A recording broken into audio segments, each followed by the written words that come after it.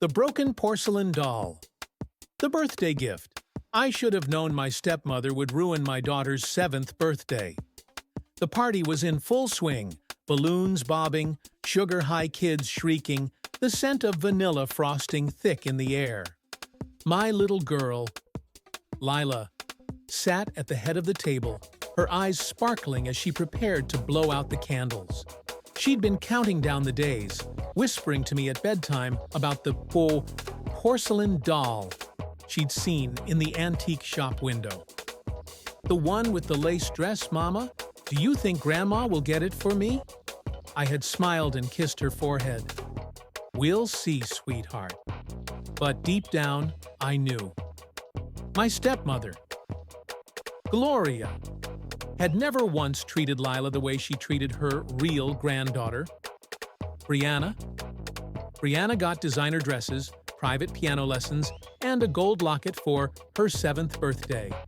Lila got a used coloring book.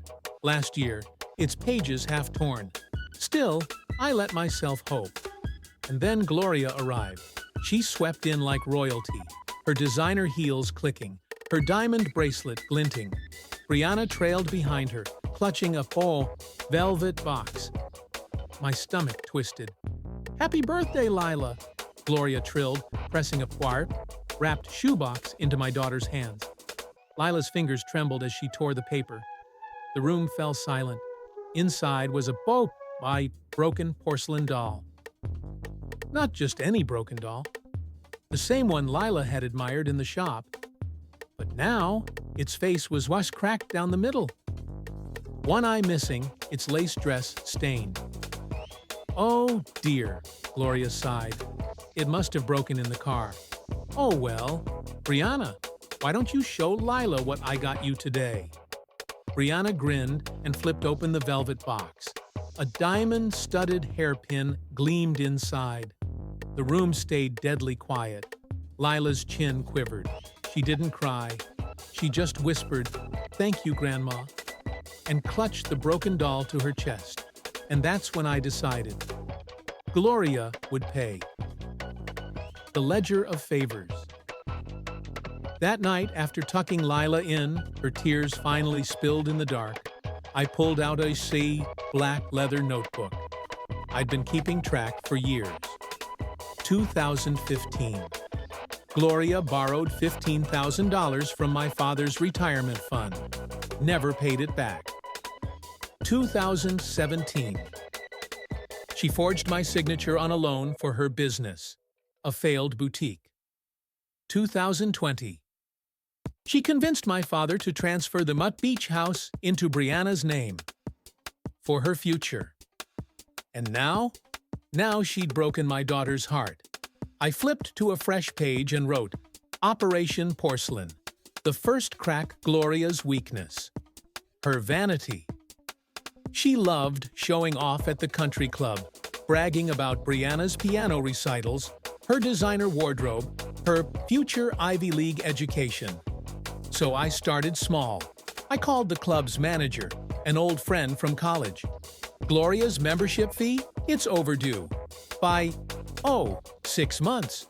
The next day, Gloria was, publicly humiliated at the club's brunch when her card was declined.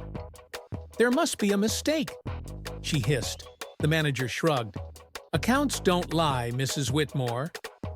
Brianna burst into tears. Gloria's face turned purple. I sipped my coffee and smiled. The House of Cards. Gloria's business was a front. She'd been siphoning money from my father's accounts for years, hiding it behind fake invoices. But I was an accountant. Numbers didn't lie. I sent an anonymous tip to the IRS. 3 weeks later, auditors showed up at her door. She screamed at my father to fix it. But for the first time in his life, he hesitated. "Gloria, where is all our money?" She had no answer. The final shattering. The beach house was the last straw. Legally, it was Brianna's. But the mortgage? Still in my father's name. I met with a real estate agent the next day. "Sell it," I said. "Fast." When Brianna came home from school to find a "Sold Job" sign on the lawn, she collapsed on the driveway, sobbing. Gloria showed up at my office, wild-eyed. "You bitch! That was Brianna's inheritance."